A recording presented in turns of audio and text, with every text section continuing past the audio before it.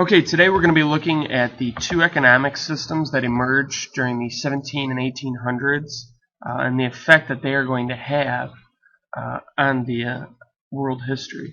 So let's look at the big ideas really quickly. Explain the economic, political, and social transformations in Europe during the Industrial Revolution. Today we're going to kind of look at economic and political. And to describe the spread of ideas like communism, socialism, and capitalism.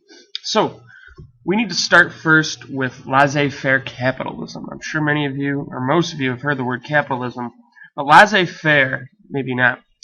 It's a French term which literally means let do. And it's an economic system which really develops during the Enlightenment and the belief, the major belief in the idea of individual natural rights. And all it is a belief that government should have a hands-off approach to business. They shouldn't interfere with businesses and the owners of businesses and what they do. And so in the early 1800s, this is going to become an idea that business leaders embrace. And it really starts with this guy right here, Adam Smith. He's going to write a book in 1776 called The Wealth of Nations, and it's really going to document and kind of outline the ideas of laissez-faire capitalism, and this idea that a free market where people and businesses exchanged goods and services with no regulations would help all, not only the rich, and that this free market would end up producing more goods at lower prices, which in turn would benefit everybody. And this is goes along with the Enlightenment ideas of natural rights, individual rights, and property rights as well. Well, what we are going to see is there's going to develop a movement which is pretty much the antithesis of capitalism, and it starts with these two gentlemen right here, Karl Marx and Friedrich Engels. And I'm not going to read through this whole thing, but essentially Marx and Engels lay out in their 1848 short book, The Communist Manifesto, the idea that the Industrial Revolution and industrial capitalism is working against the people. And not all the people, but the majority of the people, the working class. And their term that they're going to use to refer to the working class is the proletariat. And the people that the proletariat are working against are the bourgeoisie, and those are the owners of production. Think of them as the people that own the factories and so on and so forth. And so these ideas, which I'm going to get into here in a second, are going to produce a movement that counters laissez-faire capitalism and this idea of individual property rights, the idea that people can own property and have it in their sole possession. So let's look into it a little more. As I said, laissez-faire capitalism is going to focus on individual rights, especially property rights, whereas Marx and Engels are going to focus on society in general. And Marx and Engels believe that industrial capitalism has created a massive gap between the rich and the poor, and that the rich is a very, very small percent of the population, whereas the poor is a vast amount. And so their solution is this idea of socialism, in which no individual would own the means of production. Okay, I've said this a few times, but what is the means of production?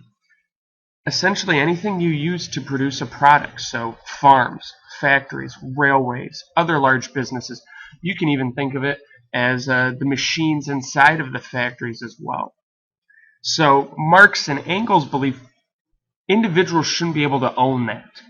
When they do own that, like they have under capitalism, they believe that allows the owners of the means of production, the people of the bourgeoisie, to take advantage of the working class.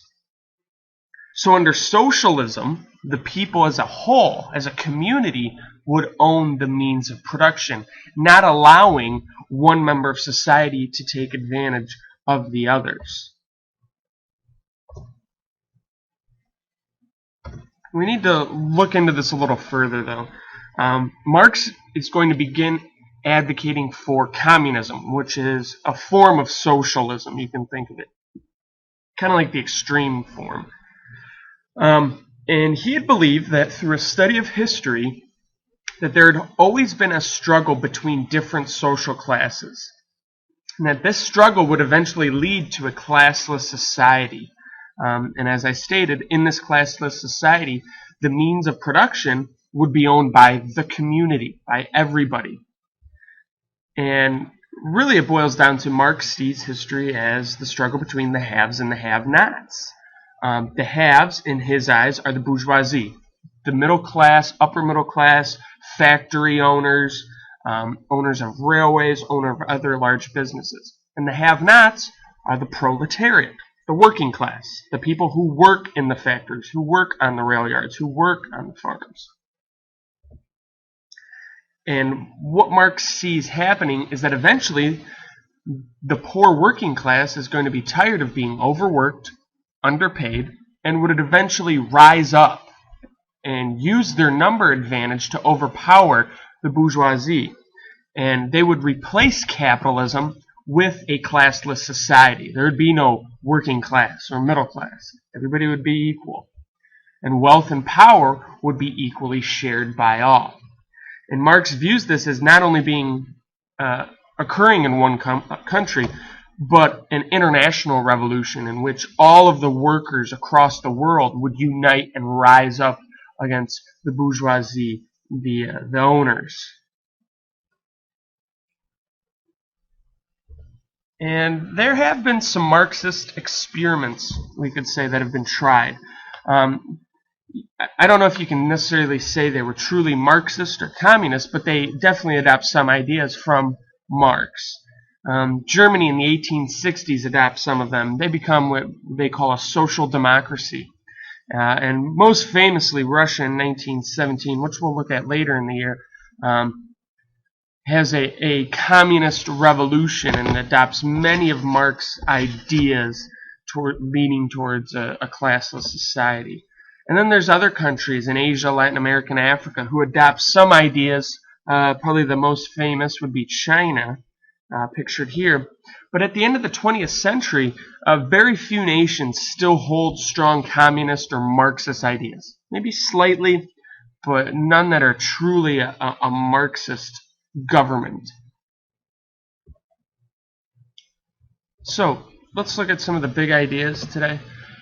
Explain the economic, political, and social transformations in Europe during the Industrial Revolution. Hopefully the economic and political were explained well. And describe the spread of ideas like communism, socialism, and capitalism.